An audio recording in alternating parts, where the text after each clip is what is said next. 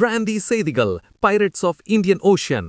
பாகிஸ்தான் கப்பல் கடத்தல், இந்தியர் உள்பட 17 பேர் சிக்கிய மர்மம்.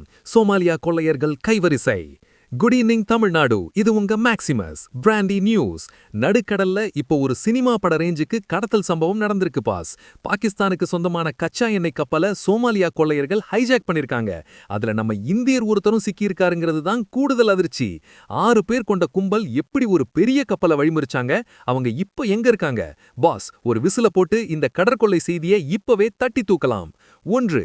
கப்பல் ஹைஜாக். சோமாலிலாண்டின் பெர்பரா துறைமுகத்திலிருந்து மொகாடிஷு நோக்கி சென்ற 18,500 பேரல் கச்சா எண்ணெயுடன் சென்ற ஹானர் 25 கப்பலை சோமாலிய கொள்ளையர்கள் கடத்தியுள்ளனர். 2.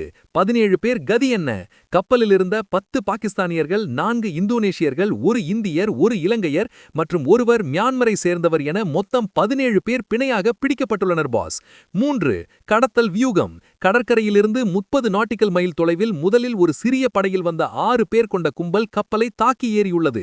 பின்னர் மேலும் 5 பேர் இணைந்துள்ளனர். 4. எண்ணெய் தட்டுப்பாடு. ஹார்முஸ் ஜலசந்தி மூடியிருப்பதால் மொகாடிஷுவில் பெட்ரோல் விலை 3 மடங்கு ஏறியுள்ளது. இந்த சூழலில் இந்த எண்ணெய் கப்பல் கடத்தப்பட்டது பெரிய அடியாக பார்க்கப்படுகிறது பாஸ். 5. நிறுத்தப்பட்டுள்ள இடம். ஹாஃபன் மற்றும் பந்தர்பெய்லா நகரங்களுக்கு இடையே இந்த கப்பல் தற்போது நிறுத்தப்பட்டுள்ளதாக சோமாலியாவின் புட்லாண்ட் அதிகாரிகள் தெரிவித்துள்ளனர். 6. மர்மமான மௌனம். பொதுவாக பணம் கேட்டு உடனே தொடர்பு கொள்ளும் கொள்ளையர்கள் இதுவரை எந்த கோரிக்கையும் வைக்காதது அதிகாரிகளிடையே பெரும் பதற்றத்தை உருவாக்கியுள்ளது பாஸ். 7. மீட்பு நடவடிக்கை. இந்தியர் ஒருவர் உள்ளிருப்பதால் இந்திய கடற்படை மற்றும் சர்வதேச பாதுகாப்பு படைகள் இந்த கப்பலை மீட்கும் முயற்சியில் ரகசியமாக இறங்கியுள்ளதாக தகவல். இந்த கடல் கடத்தல் சம்பவத்தை பார்க்கும்போது நம்ம தல அஜித் சொன்ன அந்த ஒரு மாஸ் பஞ்ச் இதோ.